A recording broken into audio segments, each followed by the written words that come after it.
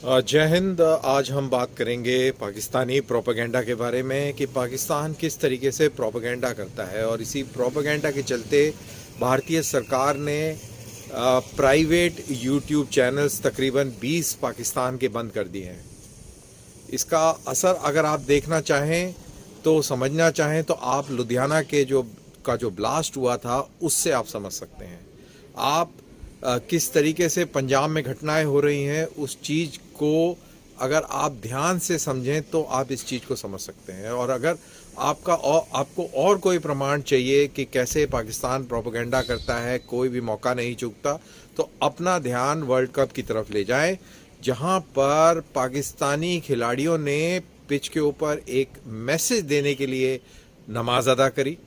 और वो सिर्फ और सिर्फ आप भारत के खिलाफ जो उन्होंने मैच खेला उसी दौरान आपने इस तरीके का एक रवैया पाकिस्तानी टीम का आपने देखा। और जब पाकिस्तानी टीम भारत के खिलाफ जीत गई तो आपने उनके पाकिस्तानी शेख रशीद का बयान भी ज़रूर सुना होगा, जिन्होंने इस खेल को भी हिंदू मुसलमान इंडिया पाकिस्तान करके उन्होंने जोड़ दिया।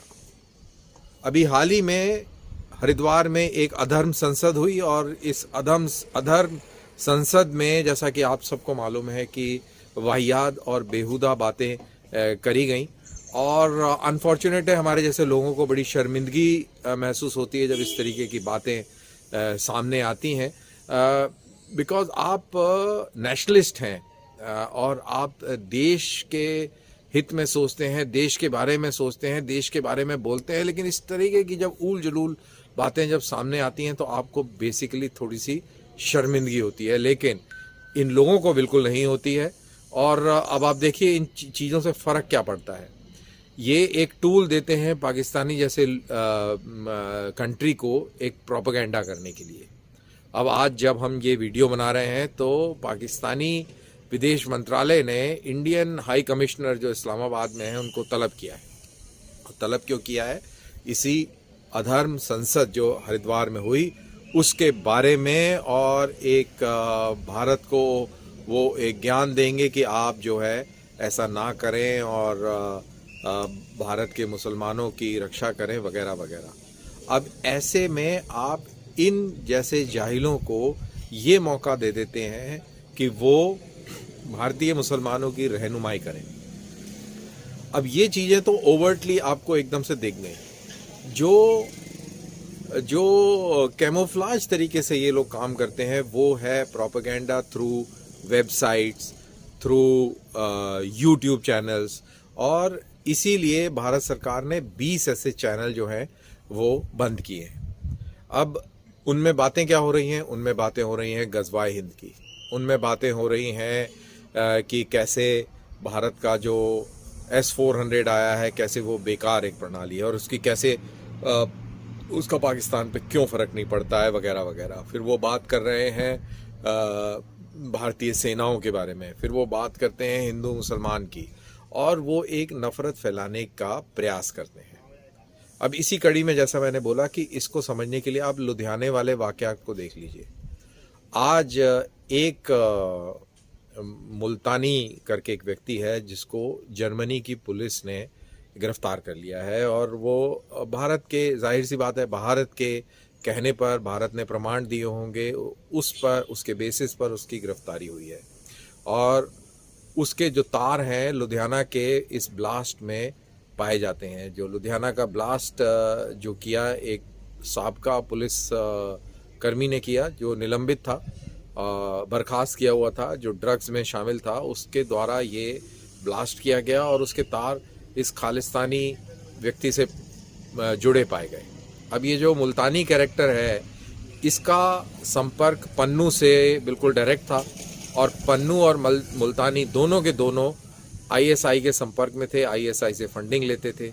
और जितने भी वीडियो आपने पन्नू के देखे या खालिस्तानी वीडियो आप देखते हैं, इन सब में पाकिस्तानी छाप है, पाकिस्तानी प्रोपेगेंडे की मोहर है, और वो सबको नज़र आती है। वो भारत के जो लोग हैं वो इसको बाकायदा नकार देते हैं। लेकिन हम बात कर रहे हैं उस 0.00001% की, जो कि करोड़ों में कोई एक व्यक्ति होगा जिसके ऊपर इसका एक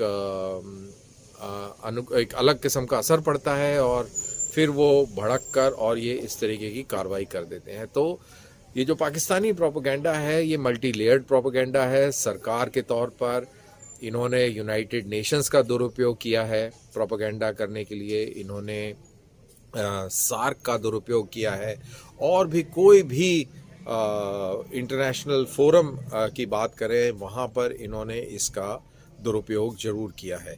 और अगर आप उनके मीडिया को में झांक के देखें तो वहाँ भी 24 आवर इंटू 7 भारत के खिलाफ प्रोपेगेंडा रहता है। हमारे यहाँ भी अनफॉर्चुनेटली कुछ इस तरीके की लाइन कुछ सिरफिरे लोग ले रहे हैं, which is not good for the country, और हम को अपने आप को सतर्क रखना चाहिए, सावधान रखना चाहिए, और ऐसे लोग अगर आपके संपर्क में हो तो उनको ज्ञान देना चाहिए कि भैया इस देश की खातिर और लोगों की खातिर आप इस तरीके की बेवकूफ़ी की बातें ना करें। बहरहाल तो मेरा ये आज का वीडियो सिर्फ इसी बात पे था। सबसे पहला कि पाकिस्तान किस तरीके से प्रोपेगेंडा कर रहा है और भारत सरकार ने उनकी वेबसाइट्स पर रोक लगाई है, और दूसरा एक मैसेज देने की प्रयास किया है मैंने कि हम खुद को उस तरीके के प्रोपेगेंडा का इस्तेमाल ना करें, ना उसके पात्र बने जो पाकिस्तान हमको चाहता है कि हम बन जाएं, क्योंकि पाकिस्तान मन ही मन चिढ़ता बहुत है, वहाँ के लोग बहुत हमसे चिढ़ते हैं, जलते हैं कि ये इतनी तरक्की क्यों कर रहे हैं, इतने खुशहाल क्यों हैं, ये इतने दुनिया के अंदर एक्सेप्टेड कम्युनिटी, एक्सेप्टेड सिटीजन्स क्यों हैं और हम क्यों नहीं हैं। उनको मालूम है कि वो क्यों नहीं है, लेकिन वही बात है कि खुद को इम्प्रूव करना, खुद को ऊपर उठाना, उसमें फोकस कम है, और आपको पड़ोसी के घर में आग लगाना, उसके घर पे पत्थर फेंकना और उसको गालियां बकना, ये उनकी प्रवृत्ति और नेचर में है।